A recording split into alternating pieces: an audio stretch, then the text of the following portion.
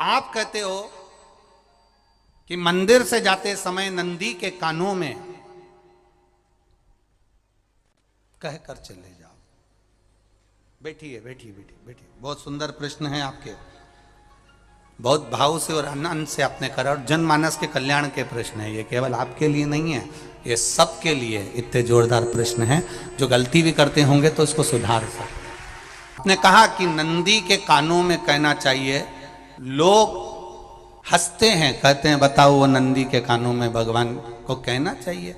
वैसे तो हम आपको एक बात बता दें कि दुनिया के लोग किसी दूसरे धर्म की कभी हंसी नहीं उड़ाते। दुनिया के लोगों को दूसरे का धर्म अच्छा लगता है। दुनिया के लोग सबसे ज्यादा हंसी उड़ाते हैं तो हमारे सनातन धर्म की ही उड़ाते हैं, और उसे खुद उड़ाते हैं, दूसरा उड़ाने वाला नहीं होता। दूर के ढोल हमें समझ में आते हैं, उसका धर्म हमें समझ में आ गया, उनके यहाँ क्या है, ऐसा है, आओ कुछ नहीं, उनके धर्म में ऐसा है।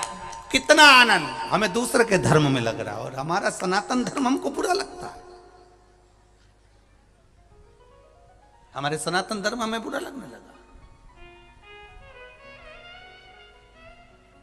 अरे भाई, लोग कहते हैं कि नंदी के कान में कहते हो, ये कोई हमारे पुराणों में या शास्त्रों में लिखा है?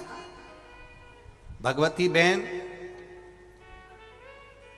साहू, आपको धन्यवाद देना चाहूंगा और एक बात कहना चाहूंगा। जितनी भी शिव महापुराण के अंतर्गत चाहे उपाय जो बताए जाते हैं कि बेलपत्री ऐसे चढ़ाना, काली मिर्च ऐसे चढ़ाना, चावल ऐसे चढ़ाना, धतूरा का क्या महत्व है, शमी के पत्ते का क्या महत्व है, बेलपत्री के पत्ते का क्या महत्व है, ये जितनी भी बातें बताई जाती हैं ये सब पुराण के अंतर्गत से बताई जाती है। अब दुनिया के लोग इसको चाहे टोटका कह दें, चाहे दुनिया के लोग इसे टोना कह दें, पर पुराण से हटकर कुछ नहीं। और आप लोगों को अगर बोला है कि नंदी के कान में कहकर भगवान शंकर के मन में बात पहुंचे, तो ये क्यों कहा, तो ये भी हमारी शिव महापुराण में लिखा है, जलंधर के चरित्र में। कोई आपसे कहे कि नंदी के कान में बोलने से क्या होता है, ये जलंधर का चरित्र कह रहा है। मां पार्वती जी का हस्त कमल पकड़कर जलंधर लेकर जाने लगा।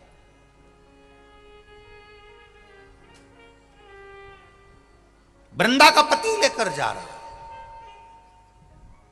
वृंदा तो भगवान की भक्ति में लीन रहती थी, उसको तो जलंधर को सबसे ज्यादा तकलीफ थी नारायण से, पर शिव के पास आ गया, क्योंकि ईर्षा प्रवृत्ति अभी कथा में कहा, कोई कोई ऐसा होता है जिसको तुमसे बेर नहीं होता तो भी अंदर से ईर्षा जाग जाती है। कोई कोई ऐसा होगा जिसको अंदर से ईर्षा जागती है, अपने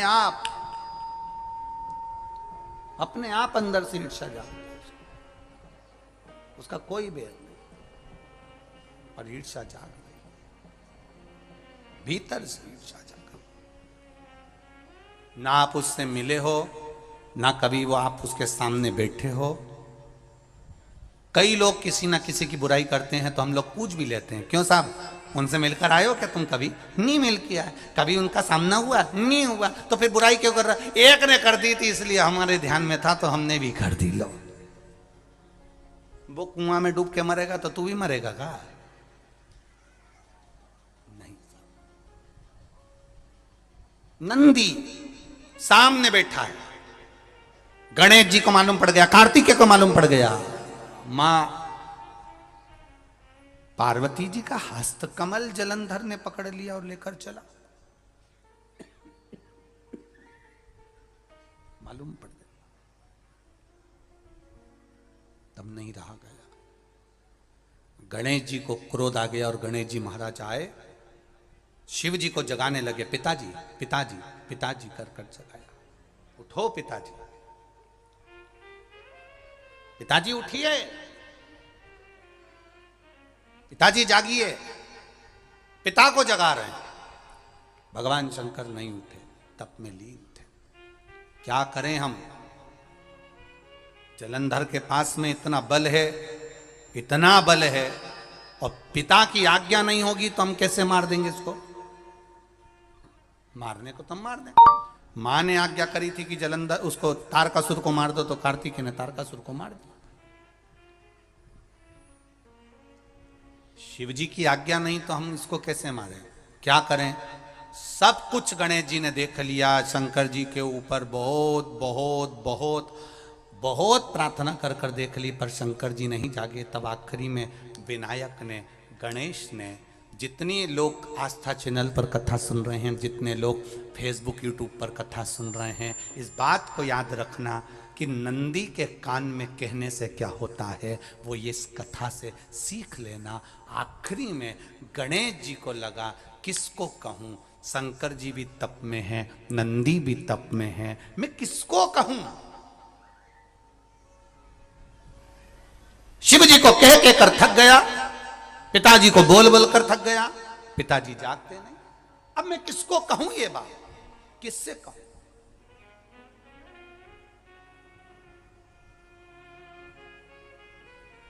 विनायक गए सीधे अब नंदी के पास में। नंदी भी तप में लीन थे, शंकर जी की ओर मुख था, शंकर जी की ओर मुख था। गए और जाकर तुरंत विनायक ने नंदी के कानों में जाकर कहा, नंदीश्वर, मैया का हाथ पकड़कर जलंधर लेकर जा रहा है, पिताजी तप में लीन है, कृपा करिए ना। बस केवल नंदी के कान में कहा, गणेश जी दूर हट गए। नंदी के कान में कहा, शंकर जी के नेत्र खुल गए, शिव जी के नेत्र खुले। ध्यान देना जरा, इस शिव महापुराण की, आशुतोष शिव महापुराण की कथा, जो कथा यहां कही जा रही है, यह कथा पहले के चरित्रों में सुनने को नहीं मिली होगी। जरा ध्यान देना इस संवाद पर, जितने लोग आस्था चैनल पर, जितने फेसबुक यूट्यूब पर सुन रहे हैं। सनातन धर्म की हंसी उड़ाने वाले कह देते हैं नंदी के कान में कहने से क्या होता है, नंदी के सामने जाकर बोलने से क्या होता है, नंदी के पास बैठकर बोलने से क्या होता है, नंदी के पास बैठकर शंकर जी का मात्र दीदार करने से क्या होता है, दर्शन करने से क्या होता है। वो अच्छे से समझ लेना, जो लोग सनातन धर्म पर उंगलियां उठाते हैं वो अच्छे से समझ ले इस बात को।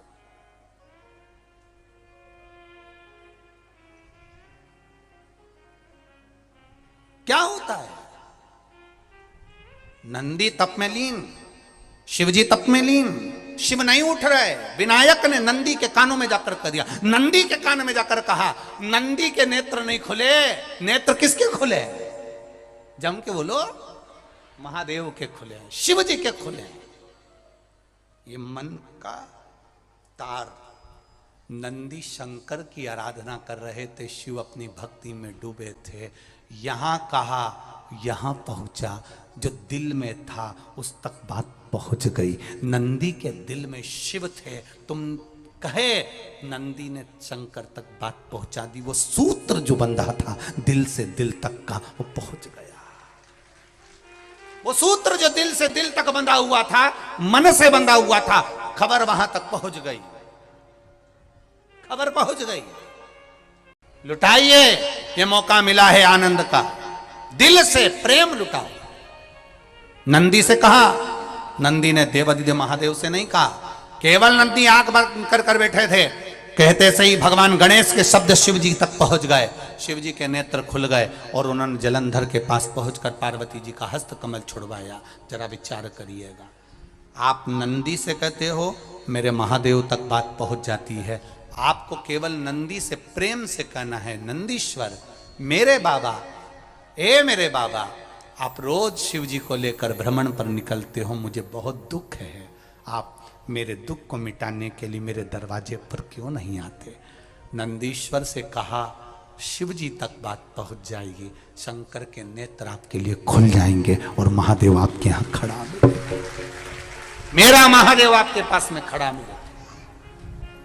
आशुतोष महापुराण की कथा कहती है, लोग कहते हैं नंदी को कहने से क्या होता है, ये शिव पुराण कह रही है, कहा वहां तक पहुंचा, दिल से दिल का कंटेक्ट।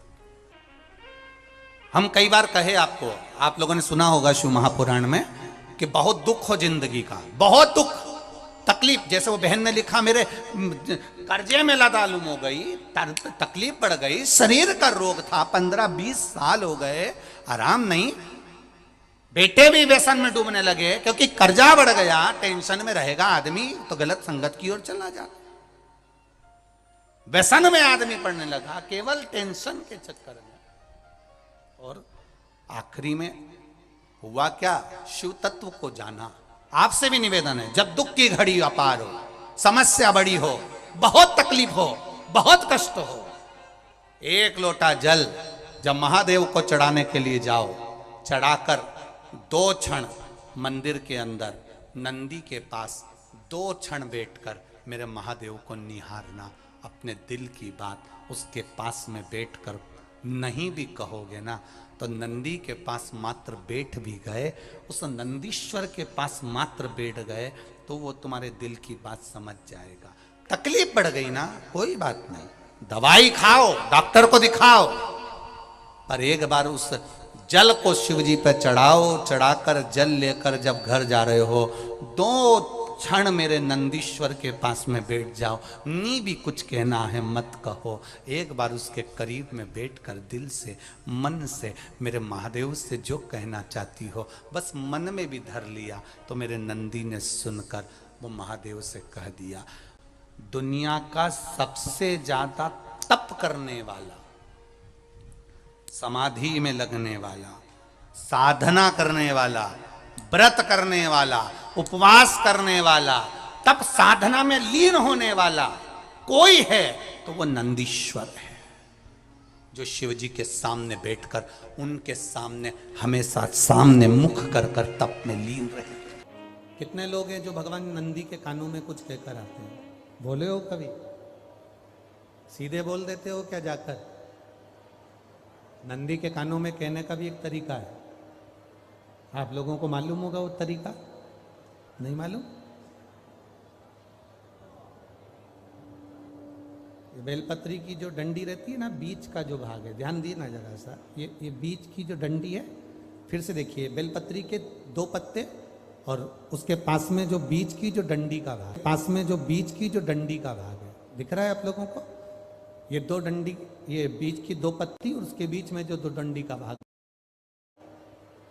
आप लोगों को मालूम होगा वो तरीका? नहीं मालूम? बेलपत्री की जो डंडी रहती है ना, बीच का जो भाग है, ध्यान दिए ना जरा सा, ये बीच की जो डंडी है, फिर से देखिए, बेलपत्री के 2 पत्ते और उसके पास में जो बीच की जो डंडी का भाग है, दिख रहा है आप लोगों को? ये 2 डंडी, ये बीच की 2 पत्ती और उसके बीच में जो 2 डंडी का भाग होता है।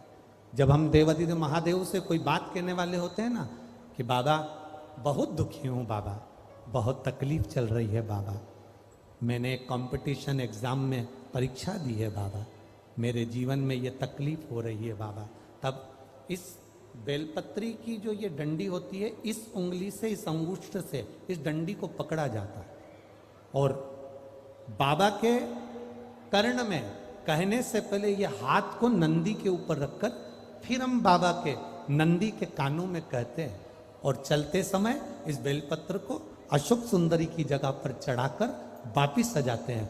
देवाधिदेव महादेव को पार्वती की बात मानना ही पड़ती है और वो कहना ही पड़ता है।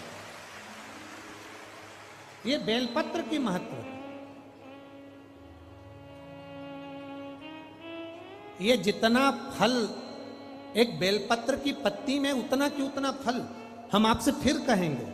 कभी मौका मिल जाए जिंदगी में, कभी तुम्हारे जीवन में अगर मौका मिले और कहीं बेलपत्री का वृक्ष मिल जाए जिसकी छांव तुम्हारे ऊपर पड़ रही हो, तुम्हारे ऊपर अगर बेलपत्री की छांव पड़ रही हो, उसके नीचे बैठकर कभी मौका मिले, एक बेलपत्री का पत्ता मात्र रखकर आप शिव जी का नाम लेकर जल भी अगर समर्पित कर रहे हो ना, तो वो 12 ज्योतिर्लिंग को जल चढ़ाने के बराबर फल प्रदान कर। एक बेलपत्री का पत्ता, एक बेलपत्री का वृक्ष, एक बेलपत्री के वृक्ष की छांव हमारे जीवन को कृतार्थ कर देती है, धन्य कर देती है, कृतार्थ। तो जिस जगह पर नंदी मेरे मंदिर के बाहर बैठा रहेगा,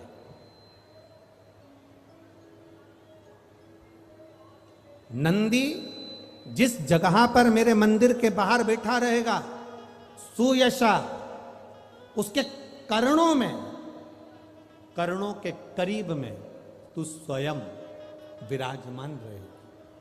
सुयशा, जब कोई नारी, जब कोई पुरुष, जब कोई बच्चा, जब कोई बुजुर्ग, जब कोई भी संसार सागर में रहने वाला मानव मेरे मंदिर में आएगा और नंदी के कान में कुछ कहकर जाएगा, तब तू उसको सुनकर माँ पार्वती से कहेगी। और पार्वती जब मेरे साथ प्रतिदिन प्रदोष काल में, प्रदोष के समय, शाम के समय भ्रमण पर जब पार्वती मेरे साथ जाएगी, तो पार्वती मैया जिसके सामने नंदी को रोक देगी, मैं उसके ऊपर कृपा करते हुआ चले जाऊंगा। ये हमारा भाव शिव महापुराण की कथा है ना। तो शंकर जी के मंदिर जाते हैं तो आप जब वापिस लौट कर आते हैं तो नंदी के कान में, जब हम नंदी से कुछ कहते हैं, आप लोग जब वापिस लौट कर आते होंगे तो नंदी से कहकर आते होंगे ना कुछ ना। तो जब हम नंदी से कुछ कहकर आते हैं, आपने देखा होगा कई लोग नंदी के कान में कुछ कहते हैं, फिर नंदी का जो सींग होता है उस सींग के बीच में से शिवलिंग का दर्शन करते हैं। तो नंदी को जब कोई बात कही जाती है, नंदी से जब कुछ कहा जाता है कि हमारी बात शिवजी तक पहुंचाना, तो उसमें सबसे पहला अगर नाद करा जाता है नंदी के कानों में, तो ओम का नाद करा जाता है। आप सीधे जाकर अगर कहेंगे नंदी को कि हमारी ये बात है, आप वहां तक पहुंचा देना, तो नंदी उस बात को कहे चाहे नहीं कहे, पर जब आप नंदी के कान में ओम कहने के बाद में अपने हृदय की बात कहते हैं, तो जैसे एक पत्र आपने भेजा और पत्र को तुमने लिफाफे के अंदर रख दिया, रखने के बाद में तुमने एड्रेस भी लिख दिया, समझ लेना बहुत अच्छे से। एड्रेस लिखने के बाद में तुमने अपना मोबाइल नंबर भी लिख दिया, सब कुछ कंप्लीट कर दिया। अब इस लिफाफे को तुमको भोपाल भेजना है सागर से, और तुमने ले जाकर इस लिफाफे को डाकघर के डब्बे में डाल दिया। लिफाफा जाएगा, जम के बोलिए, एड्रेस पूरा लिखा है, पीछे तुम्हारा नाम भी लिखा है, मोबाइल नंबर भी लिखा है, सब कुछ लिख दिया, पर लिफाफा जाएगा नहीं। क्यों नहीं जाएगा? क्योंकि उस पर टिकट चिपका नहीं है। 15 पैसे का, 10 पैसे का, 25 पैसे का, या 1 रुपए का, या 2 रुपए का, उस पे अगर कोई टिकट चिपका होता, फिर आप उसको डालते तो जाता कि नहीं जाता? चले जाता। ये ओम सनातन धर्म के अंतर्गत जितने भी मंत्र होते हैं, जितने ब्राह्मण मंत्र का उच्चारण करते हैं, जितने ब्राह्मण मंत्र पढ़ते हैं और मंत्र का उच्चारण करते हैं, उसमें ओम का नाद क्यों करते हैं? क्योंकि ये हमारे श्लोकों को, हमारे शब्दों को, हमारे दिल की बात को टिकट का काम कर कर परमात्मा तक पहुंचा देता है। ये ओम अक्षर, ओम शब्द, ओम नाद। कभी कभी बेलपत्र देखना, जब बेलपत्र आप समर्पित करते हैं तो ऊपर वाली जो पत्ती होती है उस पे ओम लिखते हो। कई किसी को लिखते हुए देखा होगा, चंदन से, पीले चंदन से, लाल चंदन से। सबसे मूल 3 पत्तियों में बीच वाली जो पत्ती उस पे ओम लिख दिया, फिर इधर वाली में लिख दिया नमः, इधर वाले में लिख दिया शिवाय। कभी आपने देखा कि इधर वाली पत्ती में ओम लिखा हो, इधर में नमः लिख दिया हो, इधर में शिवाय लिख दिया हो? नहीं, लिखने वाला लिखेगा, क्योंकि जो विद्वान होता है, चतुर होता है, जिसमें विद्वत्ता होती है, वो सबसे ऊपर वाली पत्ती में ही ओम लिखेगा,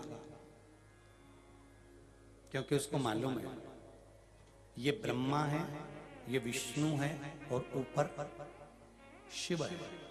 इन दोनों का समावेश ओम में है, इसलिए वो सबसे पहली पत्ती में ओम ही लिखता है।